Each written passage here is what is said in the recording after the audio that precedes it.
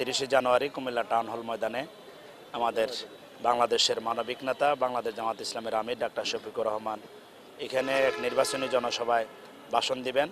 আমাদের কুমিল্লার যে মৌলিক দাবি এবং সমস্যা রয়েছে, কুমিল্লা বিমানবন্দর, কুমিল্লা রেল স্টেশন, সরাসরি ঢাকা কুমিল্লা রেল যোগাযোগ স্থাপন, কুমিল্লা বিভাগ বাস্তবায়ন সহ কুমিল্লার মৌলিক সমস্যাগুলো নিয়ে আমাদের আমির জামাত কালকে কথা বলবেন, এই কুমিল্লাবাসীর উদ্দেশ্যে দিক নির্দেশনা দিবেন।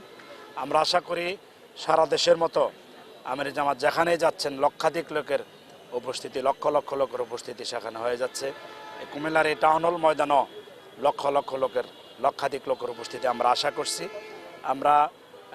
আপনারা জানেন যে আমাদের পূর্ব নির্ধারিত তারিখটি ছিল 31শে জানুয়ারি।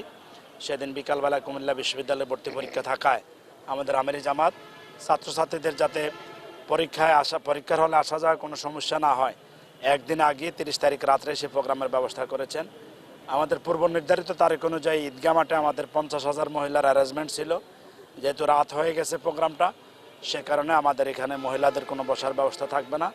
আমাদের এই ঈদগাহ মাঠের আশেপাশে যে এলাকাগুলো, টাউন হলের আশেপাশে যে এলাকাগুলো রয়েছে, সেখানে আমরা যারা আসবেন তাদের দেখার সুবিধার জন্য আমরা এলইডির ব্যবস্থা করেছি। আশা করি টাউন হলের বাহিরেও আমাদের যে আশেপাশে যে রাস্তাগুলো রয়েছে সেগুলোতেও লোকারণ্য হবে এবং সেখানে এলইডির ব্যবস্থা থাকবে। আমাদের আইন শৃঙ্খলা রক্ষাকারী বাহিনীর পাশাপাশিও আমাদের 300 স্বেচ্ছাসেবী আমাদের এই পুরো টাউন হলকে কালকে নিরাপত্তা দিয়ে আমাদের প্রোগ্রামকে সফল করার জন্য কাজ করবেন। আমাদের ইতিমধ্যে টাউন হল পরিষ্কার পরিচ্ছন্ন হয়েছে, স্যানিটেশন অ্যারেঞ্জমেন্ট করা হয়েছে, ইতিমধ্যে প্যান্ডেলের কাজটা আমাদের সম্পন্ন হয়েছে।